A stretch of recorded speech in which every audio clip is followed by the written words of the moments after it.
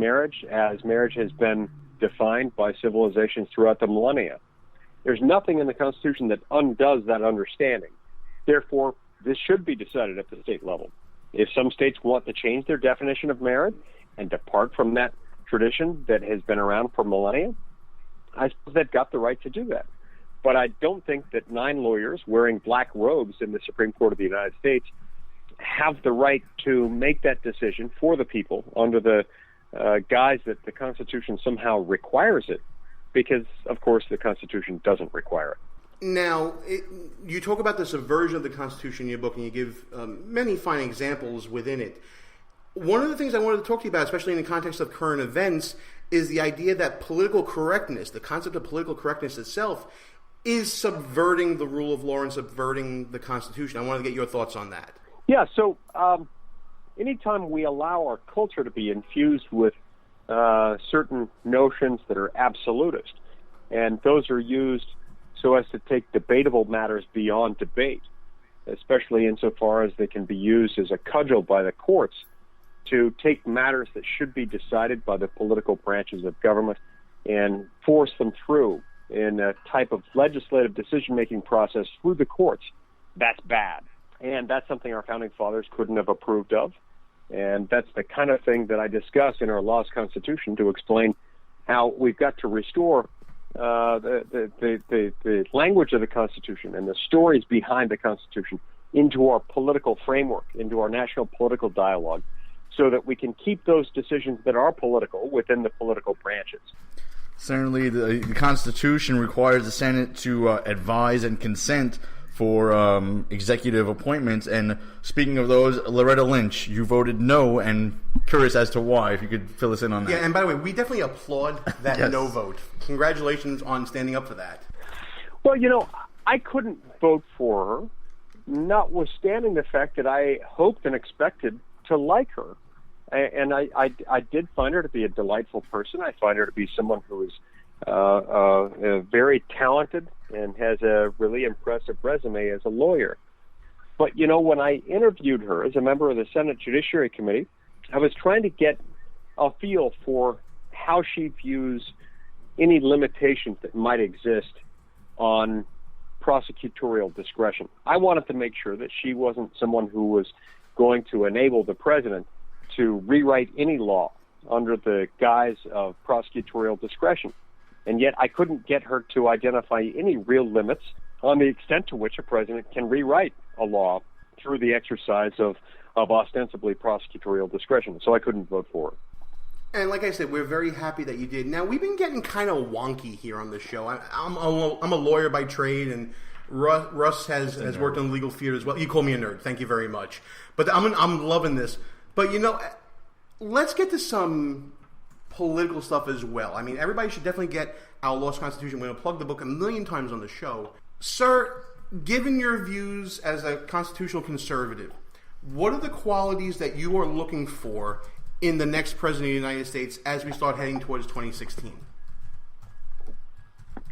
I talk a lot about this in my book. In our Lost Constitution, I talk about the fact that people need to know the right questions to ask to political candidates, particularly those running for federal office, either President of the United States or U.S. Senator or Congressman.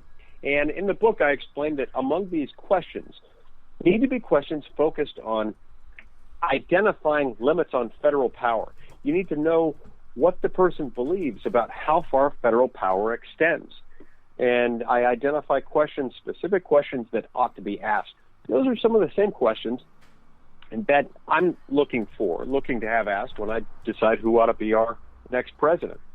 I want to know how they view federal power and whether or not they believe that the federal government ought to be involved in every aspect of our lives, or whether there are certain things that are beyond the scope of the federal government, and if so, what those things are and how they would identify them. Senator Lee, what do you say to someone, and I'm going to put myself in this category as well, that would say, you know, we vote for Republicans, we have a majority in the Senate, we have a majority in the House, and we have like an infestation of rhinos. So what is the point of being represented by a Republican who's going to vote like a Democrat anyway? So in a lot of these districts, I just won't go vote. What do you say to these people? Well, I would say, first of all, I don't blame you if you don't want to be represented by someone claiming to be a Republican who votes like a Democrat.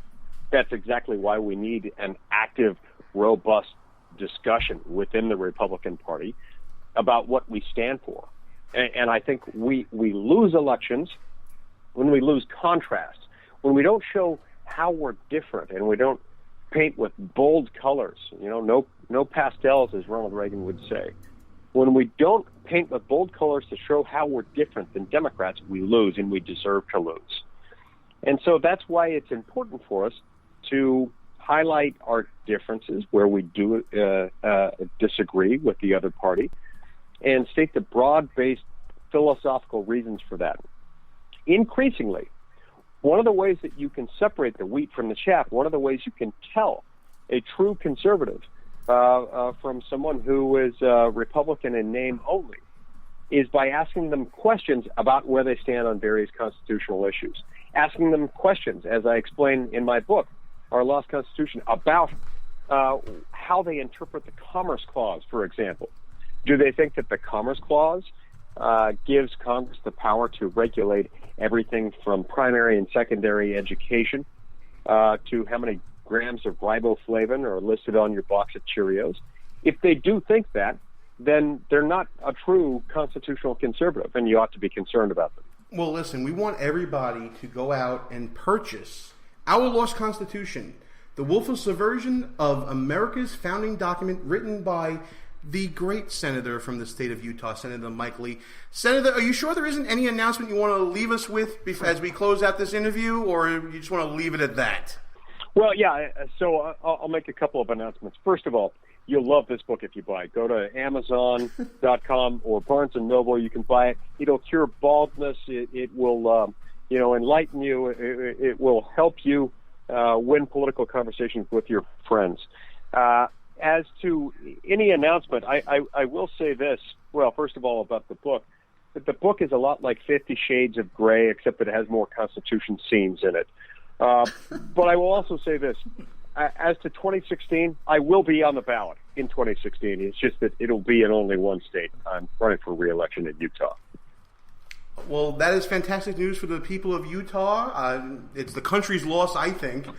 Senator Mike Lee, thank you so much. Buy the book. It's available on Amazon.com right now and in finer bookstores. I can't even talk right now. Finer bookstores nationwide. I hope in the People's Republic of New York City as well. Senator Lee, thank you so much for coming on, and we look forward to talking to you again real soon. That was another great... you know what? Yes, great interview. We're running low on time, so I should really stop talking and get my final thought out of the way now. No, let's not do that. Let's get to the Reverend Al. The last time ever in the year 2015 you'll be able to hear this Reverend Al Sharpton break here on Behind Enemy Lines. We'll be back right after this. The show will be right back. But first, a word from Al Sharpton. Good evening, Rev. Thanks Good evening, to Rev. You, Ed. Is this Groundhog Day 2? We are watching that was Attorney General Eric Holder, ABDs, about some Republicans at home are already beating the drums of war. Today, the Pentagon refuted that claim. And he said the American people do not want him to, quote, dwindling, they do not want him dwindling his thumbs. You can get a gig as a contortionist. Intravenous fluids and pills coated with gelatin. We don't leave our women or men in uniform behind. It's a monument to the hubris of Dick Cheney, Representative Raul Labrador. Years of abuse. I personally apologize to Mr. Peebles. Just ask to soon-to-be former Congressman. Democrats are outright jitty. CIA's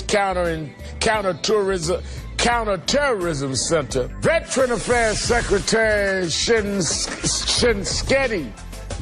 Why do I always mess up his name? Shinseki. I love my critics. I have fun with that. Politics Nation with the Reverend Al Sharpton starts right now. Good evening, Rev. Good evening, Dr. Dyson. But wait, there's more. and we will much about that be committed. So there's no real conflict. Michael Druniak, including Lincoln himself, Daniel Day-Lewis. Behind Monica Lewinsky, the one and only Trey Songz is here. But Allison Lundergan Grimes, Gina De Jesus, when Gina De Jesus, Tea Party challenger Matt Bivens. People don't want to have their Social Security overall. The Republican savior, Mark Rubio's big night in evolution and Galileo. I mean, this whole thing of Galileo. America's changed. Unless IT and Skillets, President Putin doing something similar back in, it won't change this fundamental fact about the GOP. Just how absurd these attacks is. Nearly 6 months after the dangerous traffic jam, the Thai military says, my friend for many years, Ilyana Van Zandt.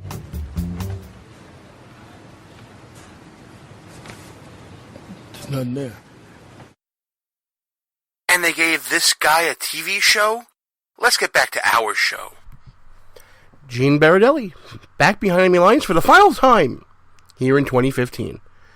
Final thought time here, folks, for the final time in 2015.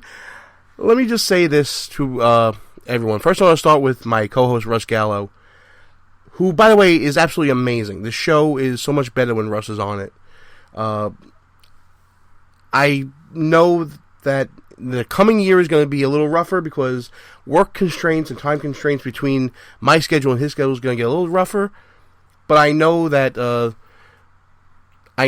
show will continue to be good, and mainly because Russ's participation will continue throughout the year, in whatever capacity it is.